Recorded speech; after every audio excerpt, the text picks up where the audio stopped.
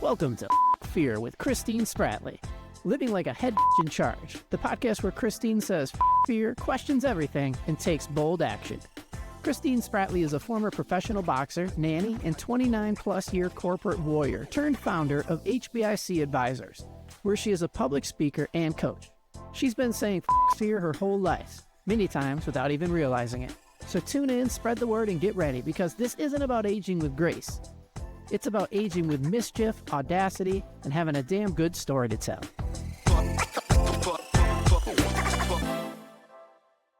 Good morning, ladies and gentlemen, and everyone in between. Welcome to Fuck Fear with Christine Spratley. Living like a head bitch in charge. And, oh, excuse me, I am yawning already. I think we need to do our shots. We're back on immunity. We're back on immunity today. That's what we're doing. The other one was good. It had a slow burn, kind of like Jack Daniels does going down, but I don't know. Immunity is better. So let's see. I'm not sure who made it today. So, although I'm shaking mine up again because it's got a lot of pepper in the bottom. How's yours? I'm seeing chunks of pepper. This is going to be delightful. Chunks of pepper, so it's going to be okay. All right. Tell me when you're ready. I'm ready. 1, 2, 3, shoot. Oh, baby. Oh, lots of pepper. That was good, though. Oh, here it comes. Yeah. Oh, yeah. All right. As I spill it all over myself and everything else. A major correction we have. This is episode 3 of 5 on LUVE. And I made a major faux pas during our last episode, Joe. And as a matter of fact, I called you out on it. And that was Dr. Feelgood was not, and it bugged me the whole day. It was because I knew it wasn't Guns N' Roses, but it's Motley Crue. Guns N' Roses was Appetite for Destruction, and the reason I had that on my mind is because I was listening to it yesterday morning. So that is the major correction. Apologies to the crew. Apologies to the crew. So we've been doing LUVE, LUVE, as a way of communicating and listening, and especially in all sorts of relationships, not just the romantic ones, not just with personal relationships, but professional relationships as well. And we're on the U of it. So if you haven't listened to the intro and the L, go listen to it, but do it after you listen to this one first. Keep on listening. So today, the U stands instead of the O, like an LOVE, it's LU, and it is understand, listening to understand. And it is actually getting to the part of understanding. And I liken this to, those Scooby-Doo moments when you have with somebody where your head just kind of turns and goes, huh? And you're like, what the, literally, what the fuck? Like, how? And what I've realized in the U is that it is not me understanding the situation as far as going, okay, well, it has to make sense to me. It has to, there's this technical aspect of it that it needs to align with my vision or my perception of what happened or anything. This is very much about stepping into someone else's logic and holding two perspectives or more at once while keeping your sound footing and your own footing and just kind of letting all of that happen at once. And I think you've heard me say this, Joe, and I know I've talked to others about this, about holding different emotions at once and different, the duality of reality sometimes. And this goes to that. What it aligns to is that it is a cognitive act of stepping into another person's logic, as I've said, seeing how their history, their emotions, their environment shape the way that they connect the dots and get to the conclusion that they have. Okay? And so one, you're listening, you're, the L, and then you're going, okay, well, I think I hear you're on, you saw something completely different than I did. And then it's like, well, how do I understand that? The understanding part is not to go, well, I need to get you to my point or to my perspective. My understanding part of that is that it's an intentional cognitive, because you know how I like definitions and stuff. I started looking up, breaking all this down. Cognitive act, intentional processing of information so that I can comprehend the person's particular point of view, which is perception, and how they've arrived at their conclusion. Which we oftentimes, when I'm sitting here listening to somebody, we talked about in the last episode of Advice Monsters, I'm always thinking about what to say and but if I take that energy and instead go, okay, I'm hearing what you're saying. Now I turn it into an intentional act of processing the information I'm hearing. Requires me to listen, then requires me to process the information so I can comprehend your point of view and how you arrived at their conclusion. That's completely different than when I listen to a conversation. I mean, I'm listening to problem solve. I'm listening to give input, and it's not all the time. I can't say that because I do this more than I used to. But it really makes listening an active sport, and it's much more than just hearing. It is processing. And by doing this, there's this thing called cognitive empathy. And I really started diving into this of okay, how do I listen and understand? And it's kind of like when we were talking in the last episode about the advice monster. How do I tame that monster? Well, part of it is going, okay, I can ask questions, but once I start getting the data, then it's kind of like, what do I do then? Because my mind always wants to go into active mode, action mode. And what it does here is it takes me onto an intentional processing of what I'm hearing, of the information I'm receiving. So I can then get to your point of view and go, oh, that's how she got there, or that's how he got there. And what it doesn't mean is doing this requires nothing of me in the sense of it doesn't require me to agree with what information I'm getting. It doesn't require me to approve of it or abandon my perspective. It's just, like I said before, cognitive empathy, mapping their reasoning first and then deciding, okay, what do we do next with it? And I thought that was a really unique way to approach it, because you've heard me talk about stepping into the logic of others, but I was like, well, how the hell do you get there? And so part of this was I wasn't satisfied with just, okay, tame the advice monster, but then, okay, how do I get there? And they call it this cognitive act of stepping into their logic is perspective taking, theory of the mind, which allows me to see another person's perspective and take it on and go, oh, okay, I get this.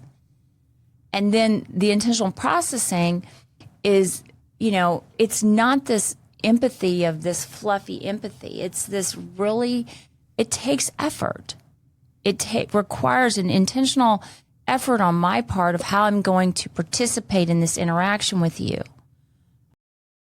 And then I like the fact that it does not require me to do anything with this information at this point in time. And I reminded me of the other day's episode of, we want to give the wrong answer fast. This doesn't. I get to sit here with it, and this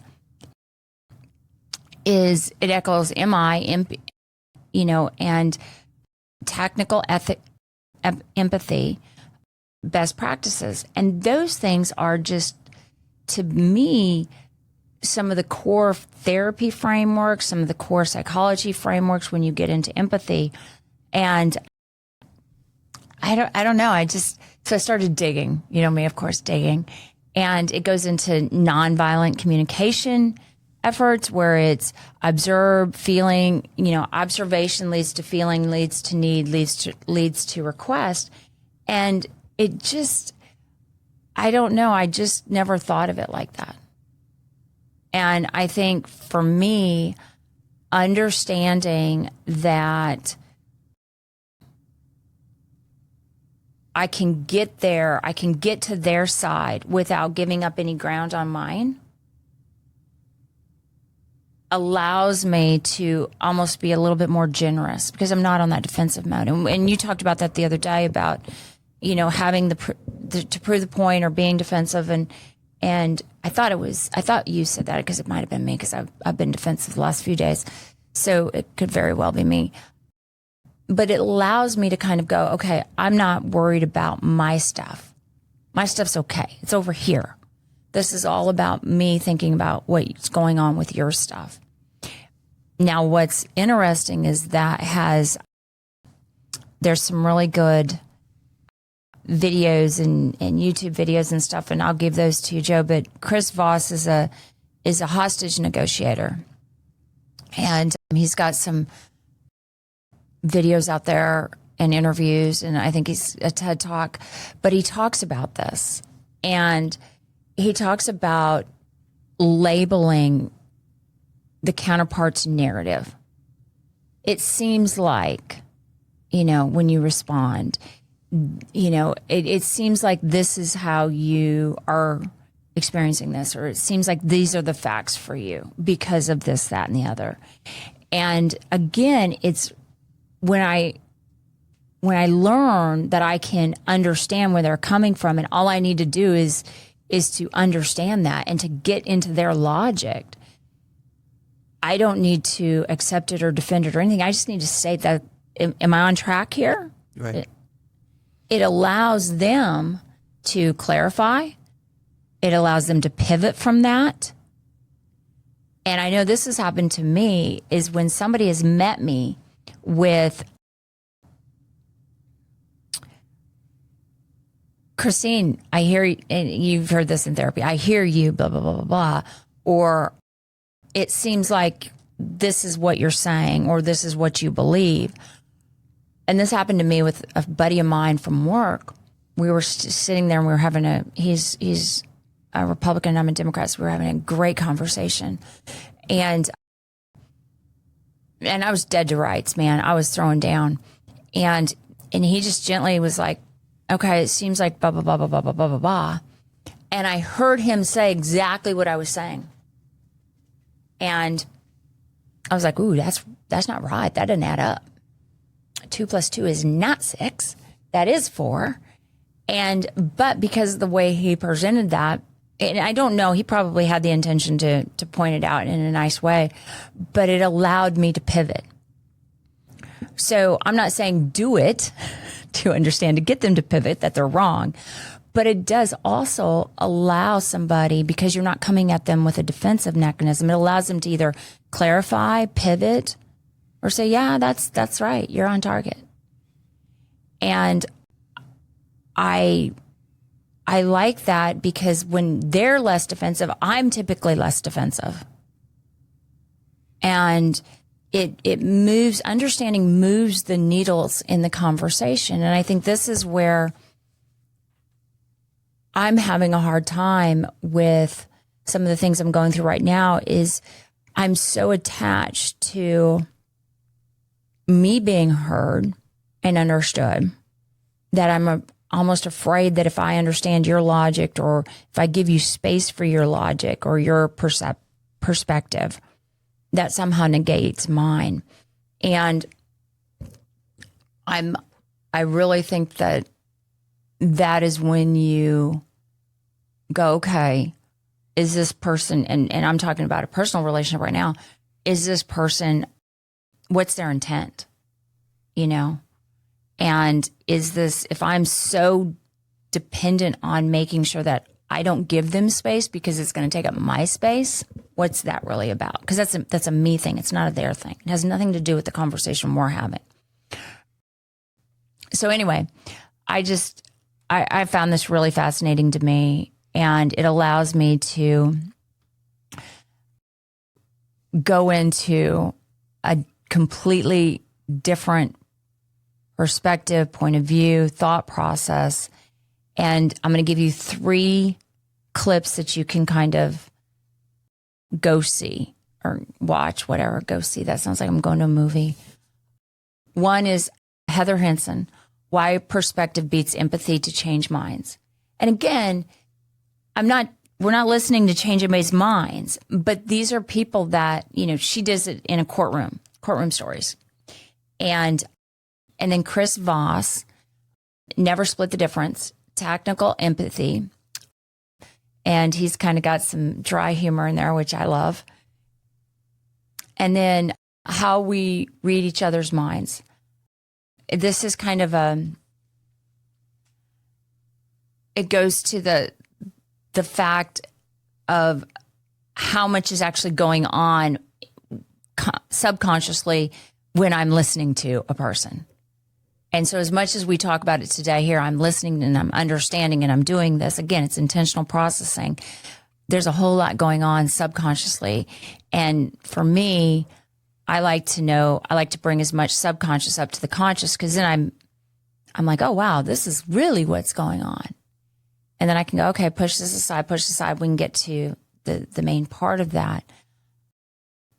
But again, this is about being able to hold someone else's perspective, point of view, logic, and go, yeah, okay, that getting there through your experience and through who you are and what you bring and all of that, I see that.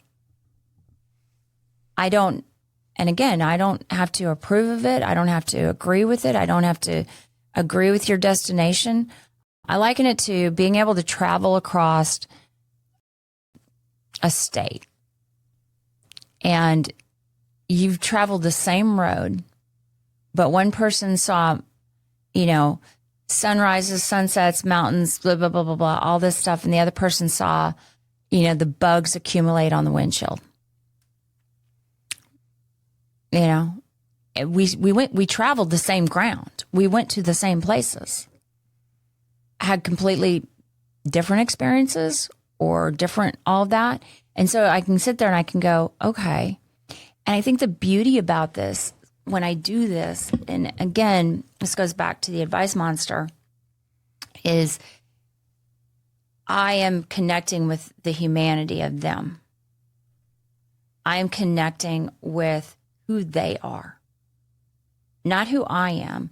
I'm connecting with who they are, what their past experiences have led them, what their beliefs. Now you make more sense to me. I get to understand you better, not just their perspective better, but them better. And I'm not trying to change them. I say that and then I'm laughing to myself because immediately what thought in my mind was, yet. From a farm kid to college, nanny to pro boxer to boardrooms, Christine Spratley has lived a life that defies convention. Whether she's talking about fuck fear, doing this scared is still doing it, or beating the boys club, their game, our rules, your style. She delivers sharp wit, real talk, and a fearless approach to leadership, success, and personal growth. After hearing Christine, your audience will have a plan and unapologetically run until apprehended toward their fulfillment. Book her now at christinespratley.com. I like how you brought up I think this is a great letter to talk about politics. It's something that's definitely lacking in our current political conversations. Ooh, we're going to go there. But okay. I was wondering, so the first one we talked about L, and the thing that you can often get wrong if you don't complete the steps is you can get to the wrong answer fast. What do you think the thing is you can do wrong if you don't take the time to understand? Because when you were talking to me, it felt like, we're just going to judge their point of view. I need to hear your point of view real quickly so I can judge it. Oh, maybe that's just me talking about some issues that I have. It's what can I get wrong when I don't do this is I don't see you.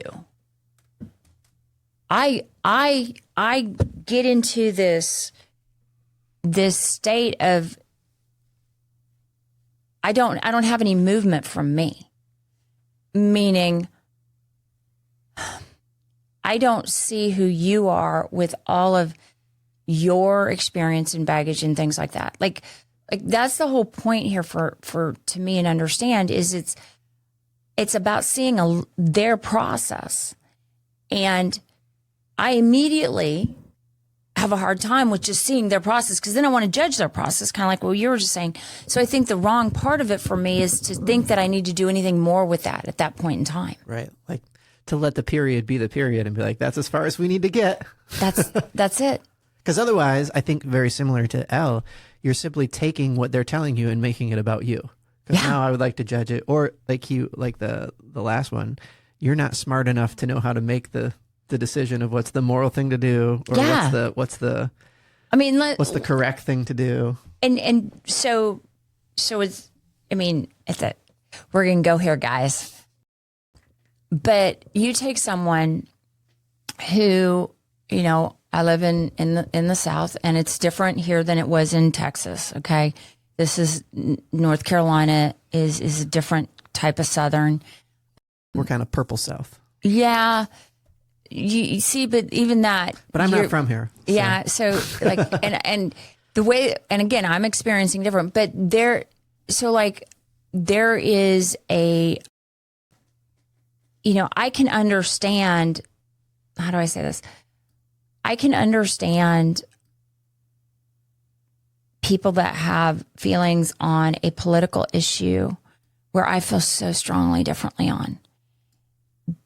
Because I sit there and I go, okay, well, if you didn't, and I look at them and I see them, okay, and I see all that drives them, and it goes, oh, well, if you, of course, that's your process. You believe in this type of, religion or God or this type of structure or social, like these are the things that you believe in and you've not experienced anything else, or you've experienced it and you've had hard times with it or whatever. Like it just gives me a lot of information about them. And then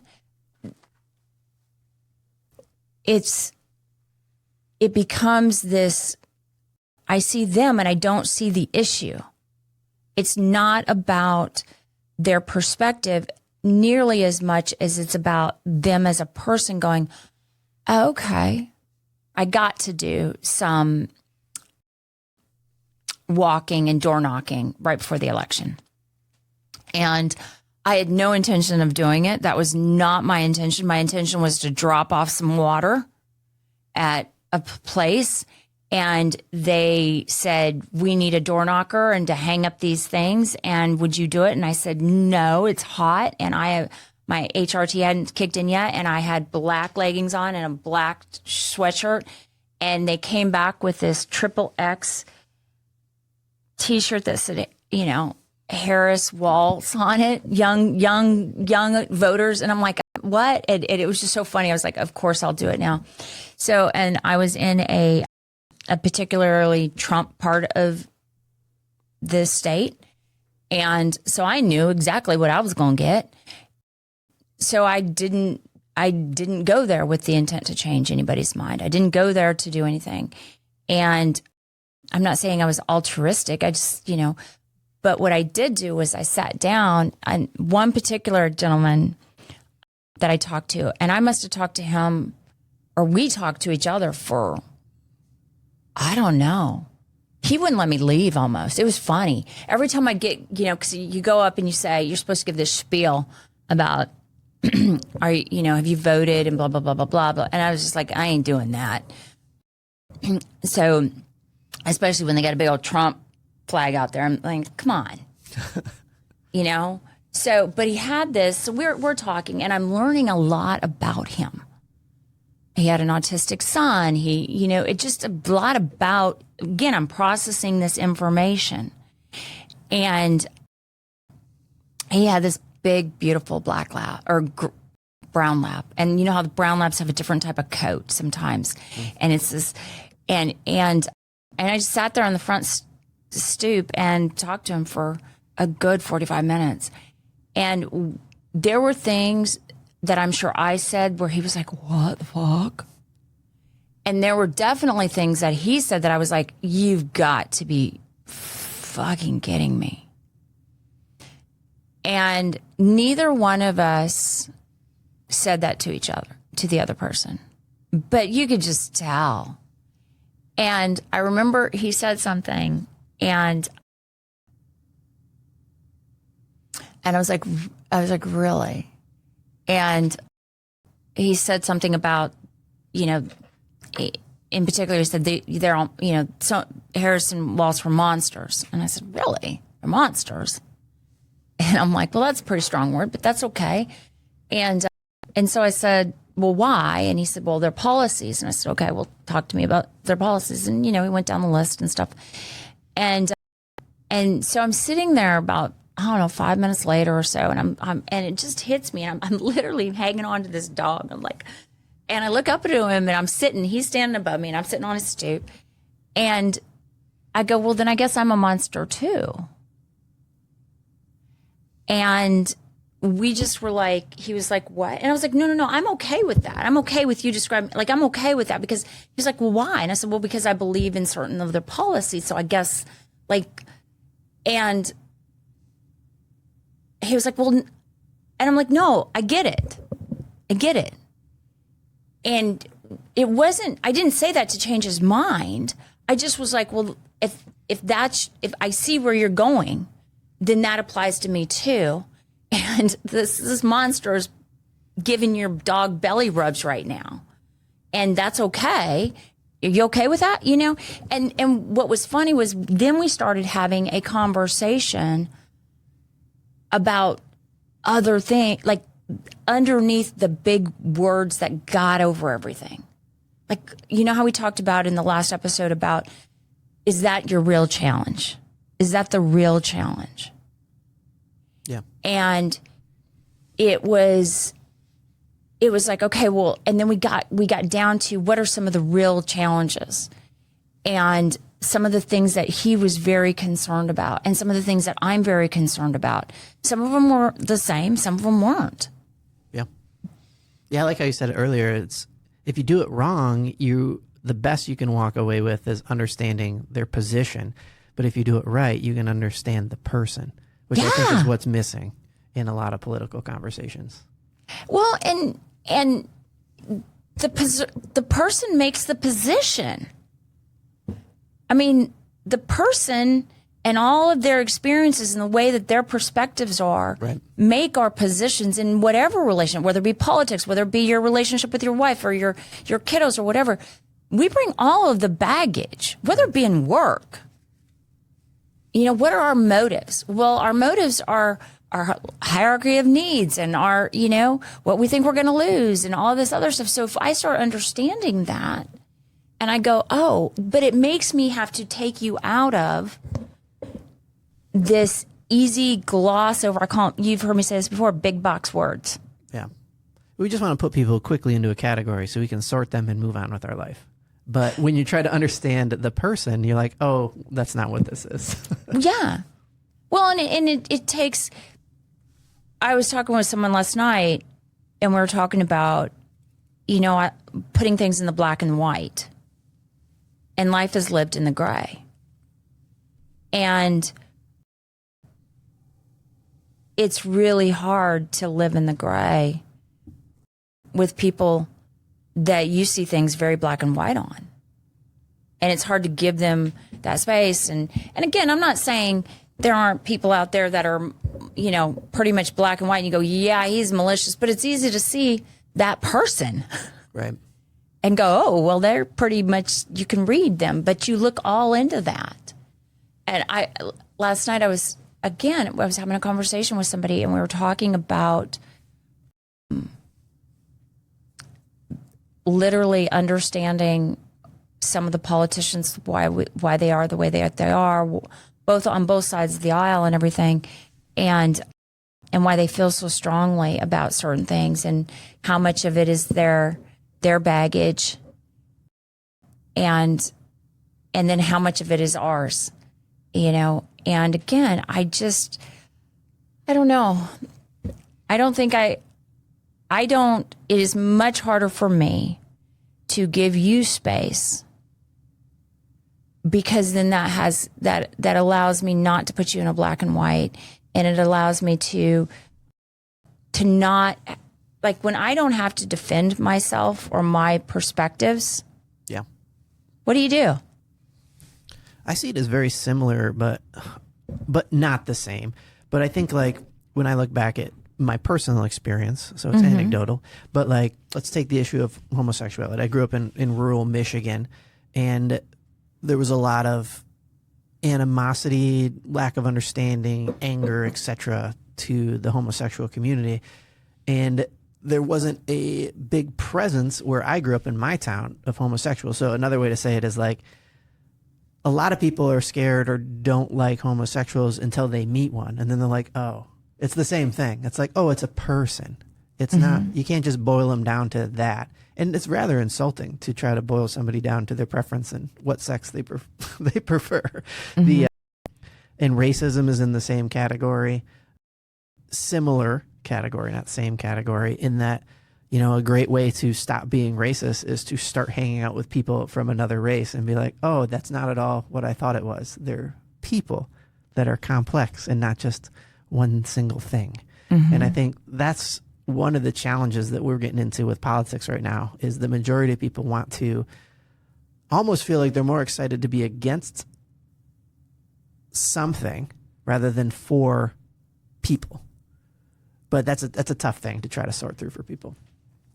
Well, it is, but again, I think it's tough, because that means that I have to look at my shit and my life and my stuff. Yeah. And see why the hell I can't give you space for yours. Right. And, like, we've all done this, right? And you even mentioned it in your story, just talking to that guy. Sometimes when we say our stuff out loud, we're like, oh, that sounded dumb coming out my mouth. Yeah. The first time I said it, you're like, oh, wait, maybe I don't really know what I'm talking about on that topic. I've been guilty of that many times. Yeah. Well, explain to me, what do you mean? And you try it and you're like, oh, I guess I don't have an opinion. I'm regurgitating crap I heard. I'm regurgitating somebody else's opinion. And that's why it's funny. We're going to go into this a little bit, but in Stoicism, they always talk about not going along with common opinion. And that's like the stupidest thing you can do, is just to go along with you know.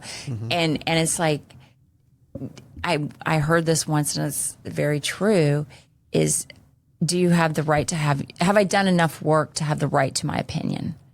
Or have I just adopted somebody else's?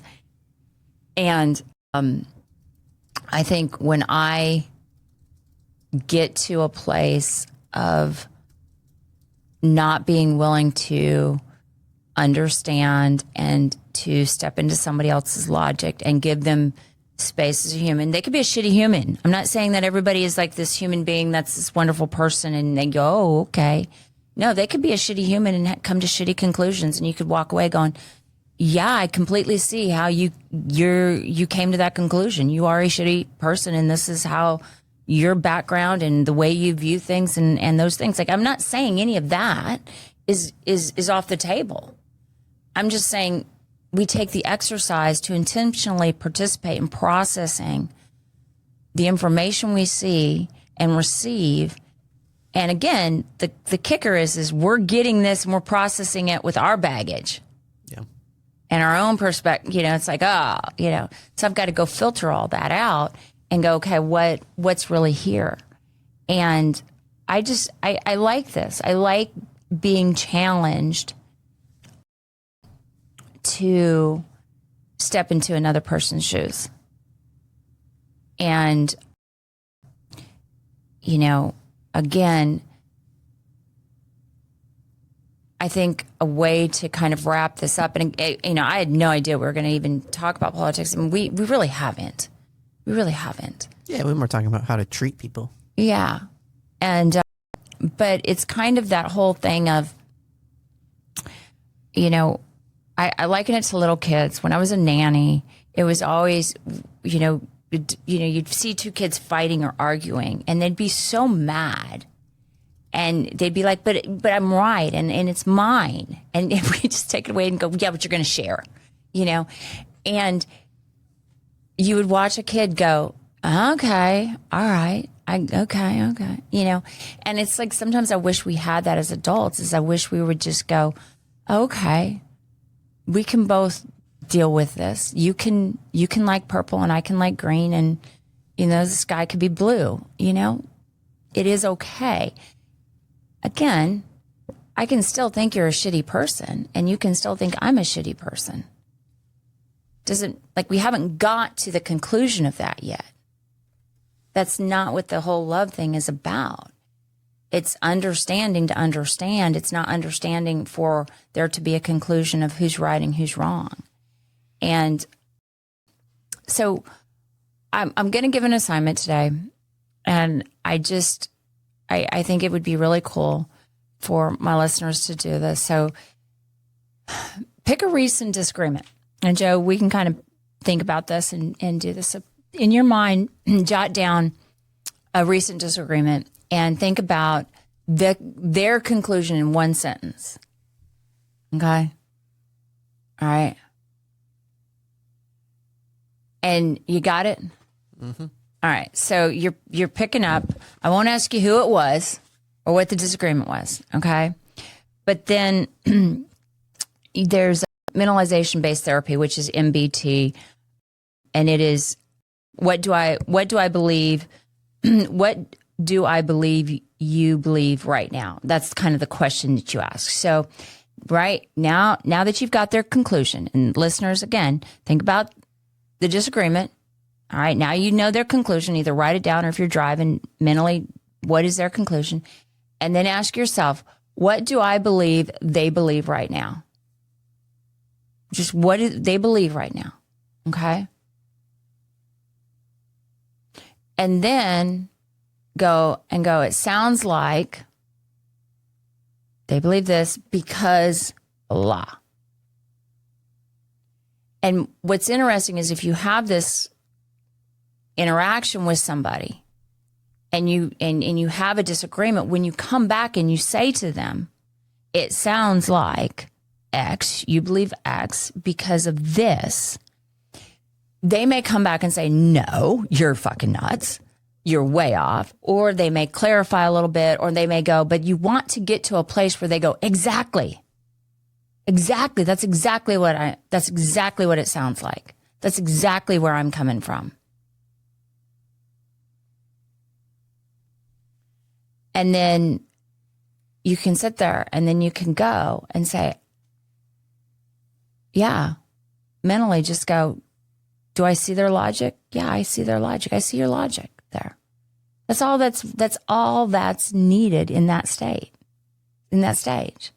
There's not a rendering of validation or that they're right or they're wrong. It's just, can I get to, the challenge is really up to me to get to their logical path. And I don't know. I mean, I can see it. Don't agree with it. And that's what's so funny is I have not, on this particular one in my mind, I cannot sit there and go, I see it, and end it, put a period at it. Just end it. I still want to go, I see it, don't agree with it. See it, don't agree with it. And so that's about me and my shit. It has nothing to do with them. Or may not have something to do with them. But again, I get to sit there and go, can I see their logic without dropping mine? Can I hold those two dualities? And you've heard me talk about an ex-boyfriend of mine from way back when, Brett Pasquarelli.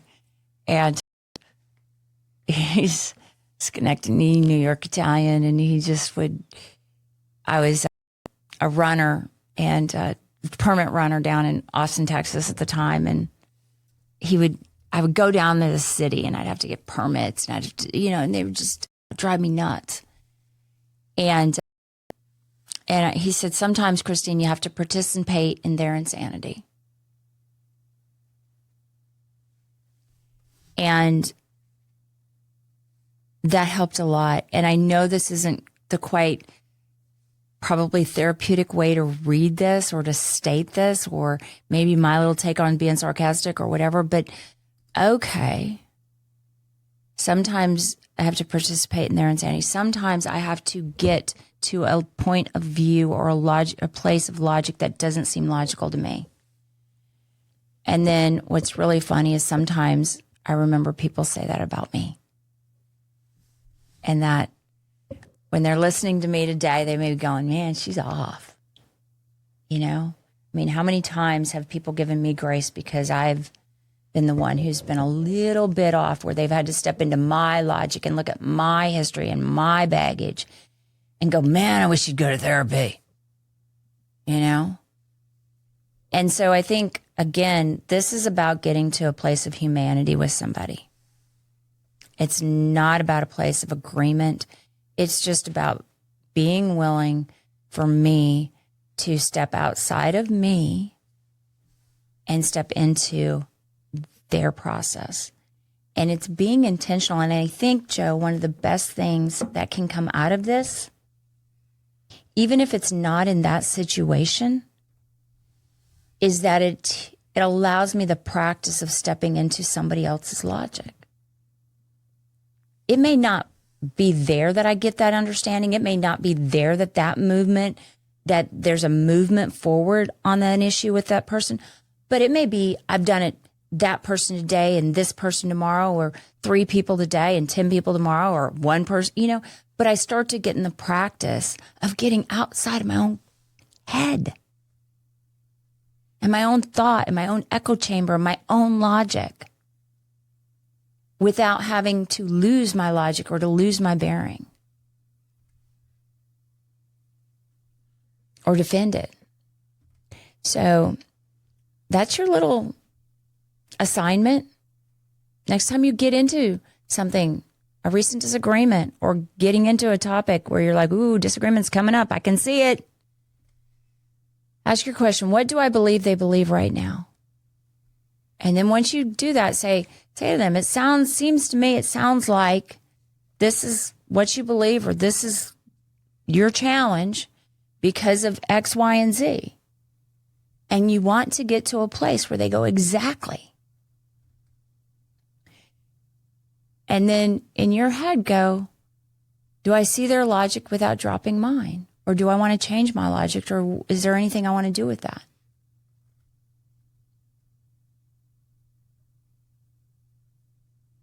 So this has been an interesting segment for me. I didn't think this was going to go this way. It always is. These are always really interesting to me when we get off topic, not off topic, but it diverts into the notes that I don't have. So, ladies and gentlemen, you can hold 2 snapshots, 1 landscape at one time. Okay? You can hold 2 different pictures of the same picture. It's called understanding. So, the next episode we're going to tackle is validation. And that ought to be fun. That ought to be a whole bunch of fun. So until next time, ladies and gentlemen, Tubbs. Thanks for tuning in to Fear with Christine Spratley. Living like a head in charge. Don't forget to subscribe, leave a review, tell her what topics you want to hear, and share this episode with someone who could use a pantry full of boldness in their life. Remember, life isn't about aging with grace. It's about aging with mischief, audacity, and having a damn good story to tell. So show up, take action, and keep saying fear.